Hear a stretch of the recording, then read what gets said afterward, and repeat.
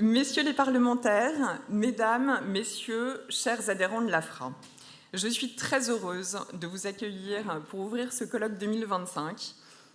Bienvenue à tous et merci à tous ceux qui ont participé à l'organisation de cette matinée. Je pense à y associer. Merci à vous. Merci pour votre présence de plus en plus nombreuse d'année en année. C'est un témoignage supplémentaire de l'attrait du rail, de l'attrait du ferroviaire et surtout de la reconnaissance du caractère incontournable des alternatives pour bâtir le ferroviaire de demain.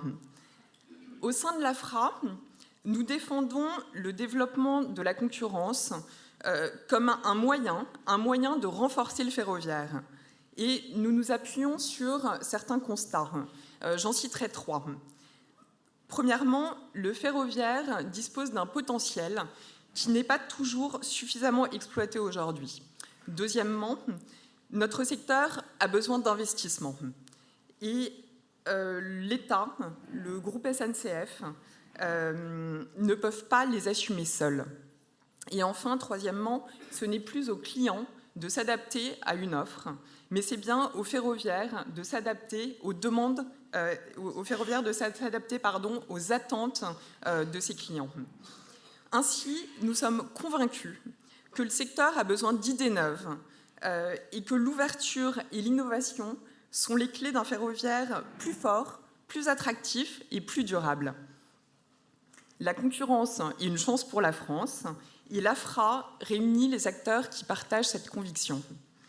Alors, nos membres s'investissent. Ils s'investissent pour dynamiser le marché ferroviaire. Concrètement, ils déploient de l'énergie, ils prennent des risques et ils y consacrent des moyens. Alors, ils participent à transformer le ferroviaire et à rendre le train plus attractif. Ils stimulent le marché. Et qui sont les membres de l'AFRA ? Ce sont des opérateurs de fret et de transport combiné qui développent de nouveaux trafics au soutien du report modal, qui se mobilisent pour qu'aucun des trafics issus de la discontinuité de fret SNCF ne repasse à la route, qui apportent des solutions aux clients industriels qui souhaitent s'inscrire dans une logistique verte et durable. Ce sont aussi les premiers alternatifs qui opèrent déjà sur le marché des services librement organisés. Ces opérateurs apportent des trains et des circulations supplémentaires dont le marché a besoin. Ils attirent de nouveaux voyageurs grâce à une offre de qualité. Ils apportent des recettes supplémentaires aux gestionnaires d'infrastructures. C'est encore le premier opérateur alternatif qui exploite depuis plusieurs semaines un service public ferroviaire régional. Celui-ci a doublé l'offre proposée aux voyageurs pour un prix inchangé pour la région Sud. Ce sont encore ceux qui opéreront demain, des nouveaux entrants qui développent des solutions, de nouvelles expériences. Ils se préparent à compléter l'offre et à répondre à une demande croissante de trains qui n'est pas toujours servie aujourd'hui. Ce sont encore des constructeurs, des loueurs, des mainteneurs. Ils développent des matériels roulants. Ils donnent accès à des offres de location, à des offres de maintenance innovantes et adaptées.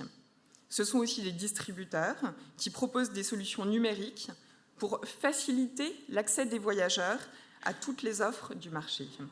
Et enfin, puisque le ferroviaire, ce sont des hommes et des femmes, ce sont des cabinets qui accompagnent les talents vers ces métiers d'avenir. Tous apportent des services et des solutions supplémentaires pour favoriser l'accès au train, pour faire choisir ce mode de transport. Ils créent des emplois, ils soutiennent la réindustrialisation du pays, la desserte des territoires, ils contribuent au financement du gestionnaire d'infrastructures, ils permettent de réduire la dépendance aux fonds publics. Et ce faisant, les externalités négatives des transports diminuent. Les membres de l'AFRA contribuent à améliorer la vie des citoyens et à renforcer la cohésion sociale et territoriale. Les résultats sont déjà significatifs et le potentiel est énorme. Nous savons que chacune des réussites, c'est le fruit d'efforts considérables pour parvenir à s'inscrire dans un marché qui est marqué par son histoire et son héritage dense. Et l'AFRA l'AFRA est là pour accompagner ses membres, défendre leur intérêt collectif, exercer un rôle de vigie et veiller aux équilibres. Alors, l'AFRA est également là pour les informer, pour les soutenir, pour leur apporter des services qui contribuent à réduire l'asymétrie de départ.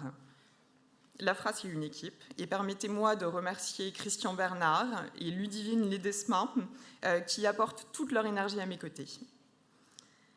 En somme, l'AFRA permet à ses membres de se développer dans un cadre équilibré.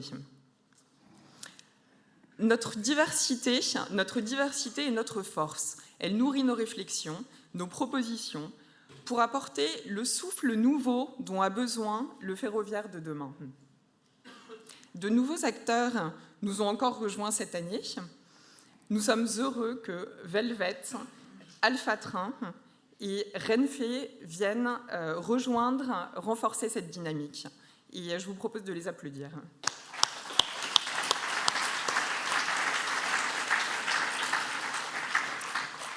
Si notre diversité fait notre force, notre union, c'est ce qui permet que notre voix porte. Au fil des années, l'AFRA est devenue une voix incontournable du ferroviaire. D'abord, une autre voix consultée par les pouvoirs publics. L'AFRA est désormais reconnue par ses pairs, pleinement intégrée dans un système qu'elle renforce. 3 illustrations autour de nos activités. Nous travaillons main dans la main avec le secteur, notamment avec Fret SNCF devenu Exafret au sein de l'Alliance 4F. Deuxième exemple, pleinement engagé dans le programme REMOV piloté par l'ADEME, nous accompagnons au report modal et au verdissement des flottes. Et vous pouvez venir nous voir pendant la pause. Et troisièmement, cette année, nous avons conclu un partenariat avec l'UTPF pour y porter la voix des alternatives en matière sociale. L'AFRA participe désormais à la construction des mandats patronaux de branche. Tout ceci repose sur des volontés, sur une vision partagée par les membres et leur engagement au sein de l'AFRA qui nous permet de franchir chacune de ces étapes. Alors, au nom des membres de l'AFRA, je remercie Marco Capocciuti d'apporter son expertise à la présidence de l'AFRA et je me réjouis de poursuivre le travail à ses côtés. Nous remercions aussi Antonin Brunier, Laurent Fortune, qui ont rejoint cette année le conseil d'administration de l'AFRA. Et je souhaite enfin saluer l'engagement d'Alexandre Gallo tout au long de ces 3 années. Il a permis à l'AFRA de se renforcer, de défendre activement l'intérêt de ses membres et de les protéger dans des périodes de crise. Il a contribué à améliorer le cadre dans lequel les membres de l'AFRA évoluent grâce à un dialogue exigeant avec nos partenaires. Cette vision d'un ferroviaire fort, équilibré, c'est celle que partageait Jean-Claude Brunier, à qui je pense aujourd'hui, et dont l'action a tant contribué à nous renforcer. J'ai parlé des avancées. Il reste des défis à lever, nous en parlerons au cours de la matinée, et nous ne réussirons à relever ces défis qu'en conjuguant nos forces. La concurrence est une chance pour le rail, pour le fret, pour les voyageurs, mais c'est bien plus. C'est une chance pour tous. C'est l'objet de notre matinée. Je vous souhaite à tous un bon colloque.